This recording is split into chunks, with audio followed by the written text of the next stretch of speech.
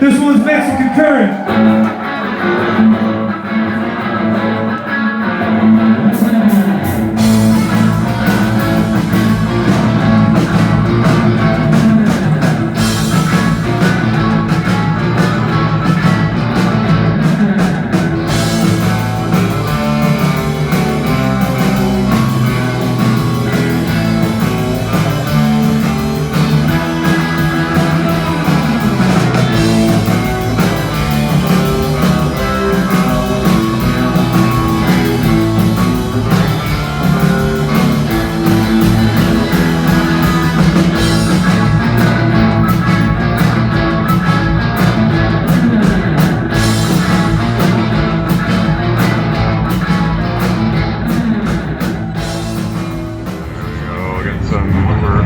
Getting close to the city footage. Yeah.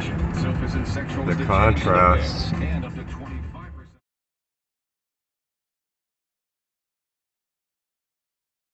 Well, we're back.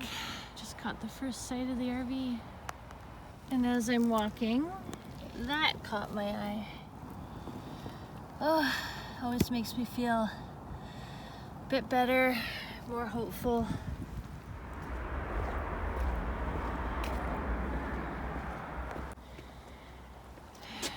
Here we are, home. It's cozy and it smells fresh. I'm really glad I got to do a little tidy up before I left. Recording. Awfully bright. Way too bright. That's way too bright. Is that better? Well, it's a little crooked, but okay. I might finally have it where it's not completely too bright, although we're still crooked.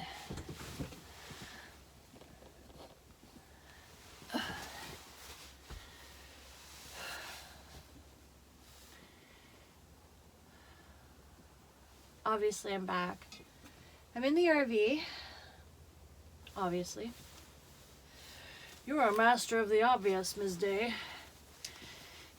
And I arrived at 10:30 in the morning, and I told basically everyone sort of 5 o'clock for my commitments, because I thought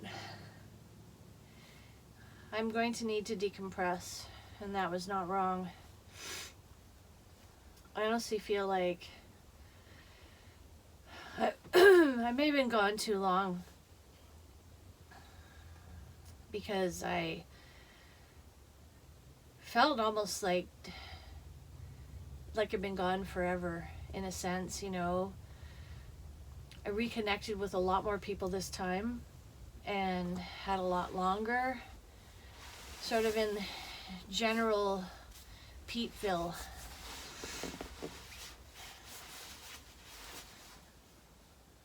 But yeah, this long distance is really 4 months was too long. 4 months was way too long. And I found myself, even when I was in Toronto, like feeling sad.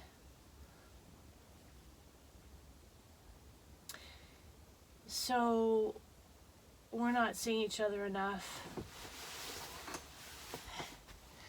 You know, if I have to leave, and I was saying to Pete today, if I have to leave him and I'll see him in a week, that's cool. 2 weeks, especially now with the circumstances. 2 weeks? Great, no problem. Even a month. And, you know, I think even 2. But I kind of knew, I was aiming for every 2, no more than 3, when I came out here. And of course, when I came out here, I thought it was going to be temporary, like I'm here for the winter. I'll come out for that liquor store job. I'll make full-time, you know, wages at $25 an hour for a couple of months, and I'll And then when the hours slow down in January, I'll be able to go back and hang out with him. But I was so destitute because I didn't get the hours, you know. So it just, things hadn't gone well. And literally worst financial period, sustained worst financial period of my life. So, I'm working now, of course, and I love my job, and I saved up enough over time to have 2 weeks off paid.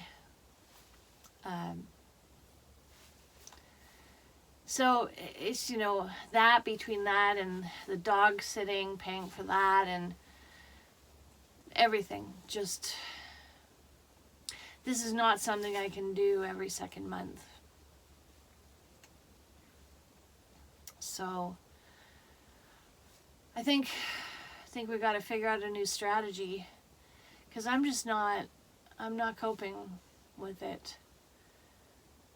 I mean, again, if it was like, next July, this ends, then, but it doesn't end, because, you know, he's got another year in Toronto, he's thinking, after that. So, I was not planning on having a long distance, see you every 4 months for a few days relationship for 3 years. It's not, I mean, although I would love to be able to do that, have that kind of stamina, I don't. And I don't know what the answer is either.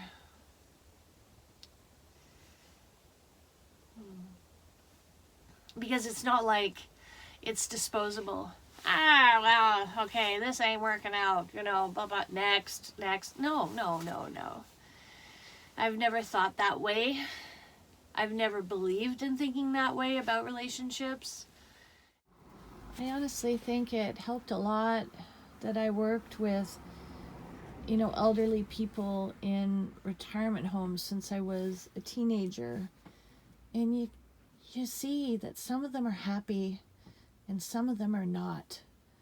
And I was able in my young mind to put together that those with a strong family and lots of grandchildren and all those things were happy. Even this one lady who had dementia, she couldn't put words together except for this one night where there was a dance. And so I was dancing with her and a few other ladies, and she was singing along. So she couldn't string words together, but she could sing some of the old songs.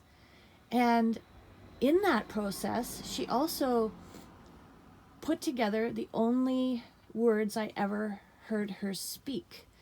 One, there was a line in the song that was saying, "I'm in love with you," and she leans over and goes, "Don't tell my husband." And then I took her back to her room, and again, this is just after singing, and there was pictures all over her wall, children, you know, wedding photos, all these things. And I said, "Wow, you have a big family."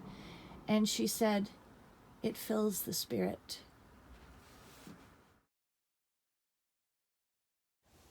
At my age, and meeting the amount of people that I've met, and knowing what I know of myself, and the whole experience of meeting people and getting to know each other and dating and all that, it's like, oh no, no.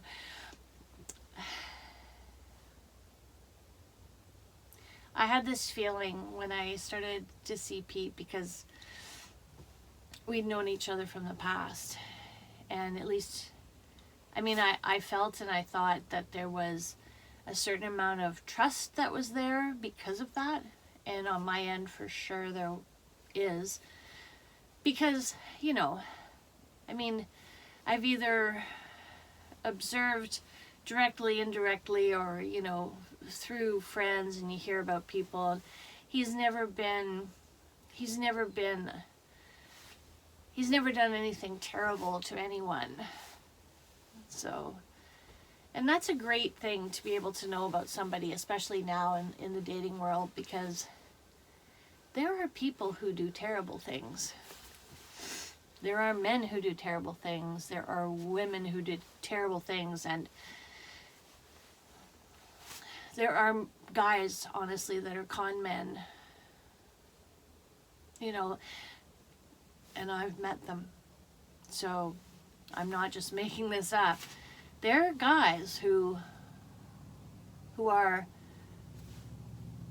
you know, either super attractive or attractive enough and charming enough and intelligent enough and great conversation and good in bed and charming and all these things, and they actually are looking for a meal ticket too. Like there are men like that, and I've met some, and I may even have lost some money to such types, and just, it's not just fancy women out there that are taking advantage of guys. It happens to decent women too, although probably not as often, I'm gonna guess, just because most of the time with the traditional roles and whatnot, you know, probably not. Anyway, I didn't have any great fear that Pete would ever be terrible to me or anyone. I feel this really strongly, and just, you know, certainly in the same way that I'm sure when I taste salt that this is salty as opposed to sweet or sour or something else, you know, like I know what salt tastes like, and in that way I know that Pete is a decent guy. He's a decent human being. And I'm sorry for those folks who think that you have to hang out every day for 7 years with someone to really know. No, you don't. It's like with the people I work with, I already know. After a few months, I already know, because it's bloody apparent by how they live and how they treat people as to what their values are. I think maybe when you're meeting somebody in a romantic context and there's no connection to your friend group, your family, or whatever, like you're just meeting your two strangers literally, maybe you have to be a little more careful, because you might be meeting a con man or a con woman. But, you know, when you are showing up, say, at a workplace or other contexts where people are just, you know, doing their job, and you get to see how they do it, and you get to see how they treat each other at work, you get to see how they handle, you know, navigate the conflicts. So I don't think it takes 7 years to get at least a good sense or read on where someone's heart and soul is coming from. I mean, there's a lot of people that don't show up showing their heart or their soul or much at all, and then in that case, but for people that do, and I'm really blessed to work with people that do, they show up superhuman. I love it. They're amazing people that I get to work with, and I say I get to because it's a privilege to have ended up where I ended up. And I'm grappling with being doubted, you know,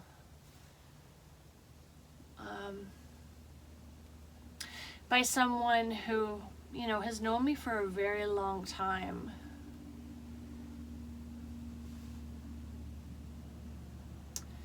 And I don't know resolve that within myself, or how to, I mean, God, don't you know me by now?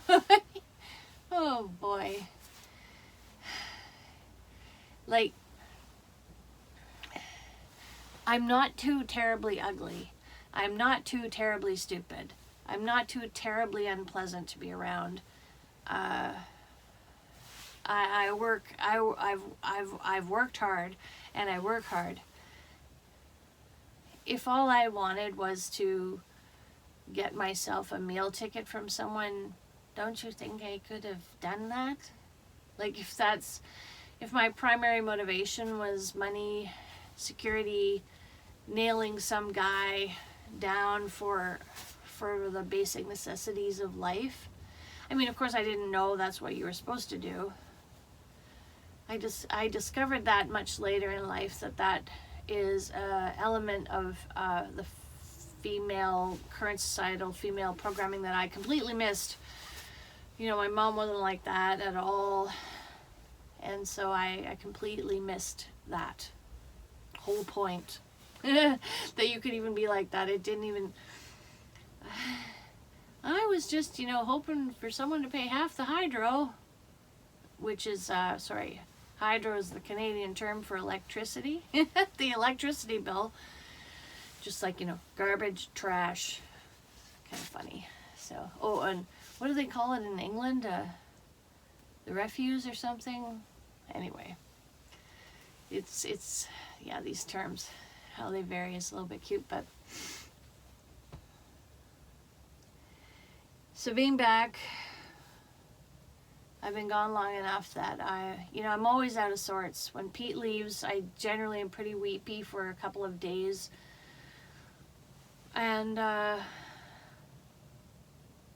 yeah, I'm finding it really hard. Even when I first left, like a year ago, I was weepy, very weepy, but, because it's like being separated I don't have some odd sort of avoidance that I need that. But I just didn't see a place for me in a huge city, concrete, diesel, exhaust fumes all the time, sirens, noises, like people everywhere, like, and crazy people too, like people that I'm, I was just trying to take a package to the post office, and there was, I actually had to walk onto the street because there was a big guy, standing there, like going, and having this conversation, and then going, and holding his head, and I'm just like, oh, I just don't feel, this is not my scene. Just give me some pine needles and maybe beach sand, and it's just not my scene at all. And the idea that I would have to deal with that, living there, dealing with that, get on trains and streetcars, dealing with all of that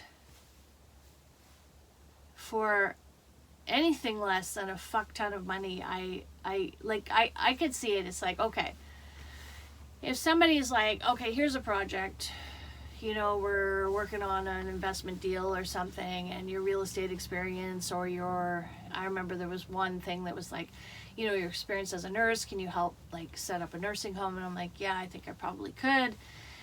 So short-term project, like it's going to take 6-8 months or a year, where I'm making some serious money, I could do it. But to just be getting on the streetcar or the bus or the subway every day, and then working 6 or 7 or 8 hours, and then spending that other time getting back, and all for the minimum wage is not feasible. So as sad as I feel, when I looked out of the plane window and I saw we were flying over water, and I saw just trees like some of the islands, flying over the islands, there's like massive just trees, and there's a little patch with like a house, and there's trees everywhere around it, and the ocean and stuff. And I was like, holy shit, my face is smiling. I felt my face move, you know, and I was like, okay, well, that's a good sign, you know, that, oh, it happened again. There is something for me with the environment that I'm in. And, you know, I wasn't excited to go to Toronto, except for who I would see. I was excited, very excited for that. But it was kind of like from the second, it's like just flying over the sprawl of lights, and then landing, and then just everything concrete everywhere. It's not me. It's not me. It is like the anti-me. Whew. Wow. And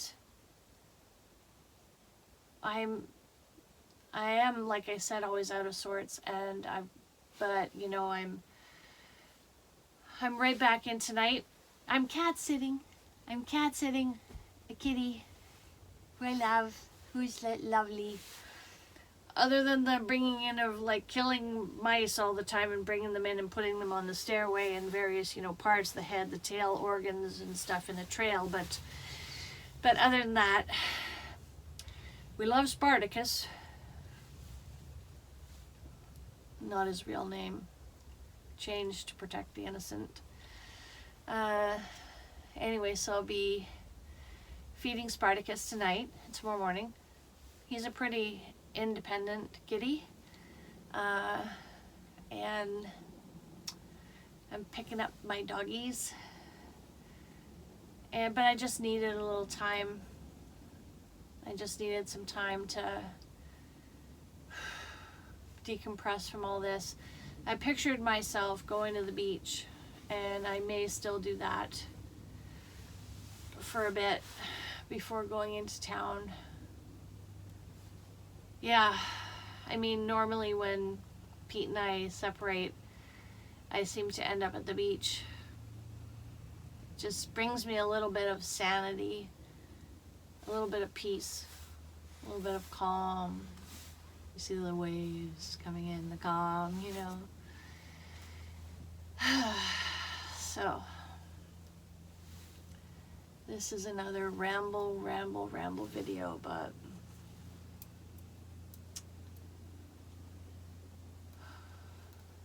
this is I was thinking of something that Ian wrote, and Ian being my daughter's father, he wrote about moving into a new place, and I think one of the lines was, "This room slowly becomes me." You know, empty room, moving things around, putting things up. This room slowly becomes me. And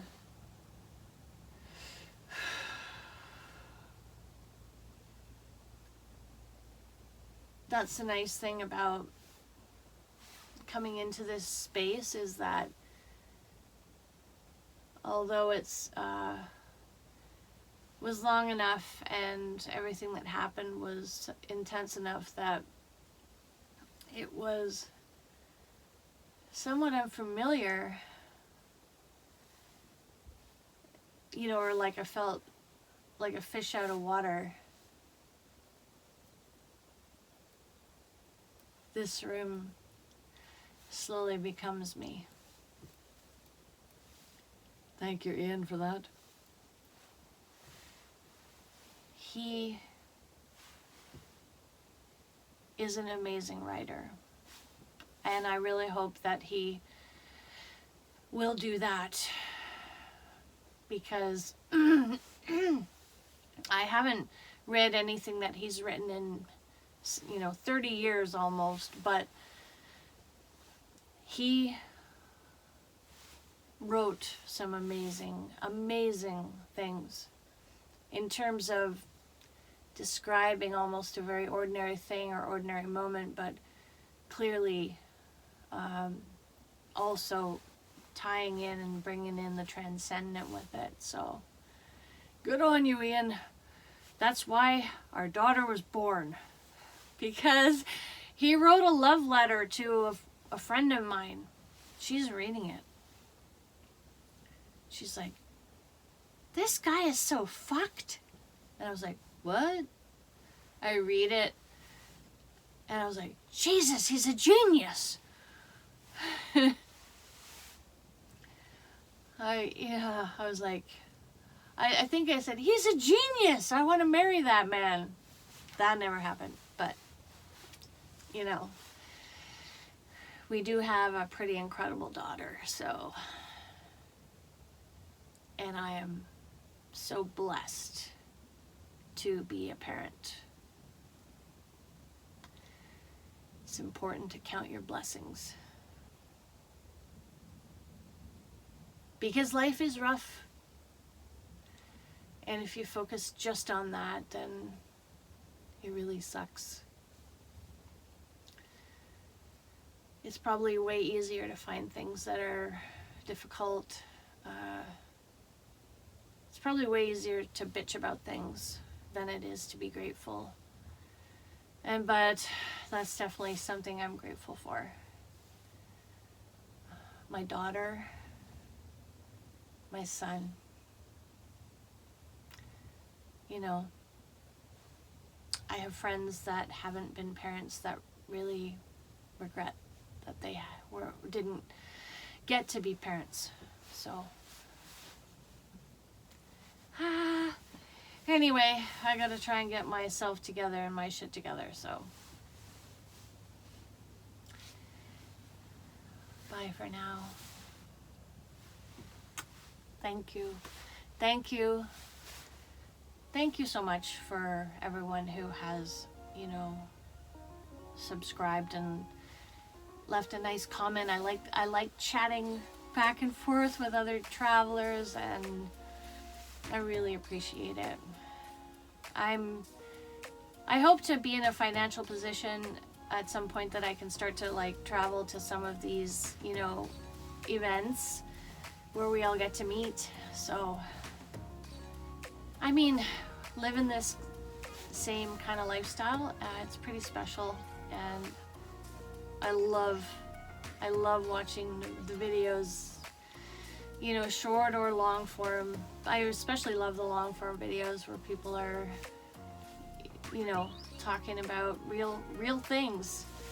So thank you to all of you who have appreciated me and what I'm putting out, and I appreciate you too, and thank you so much.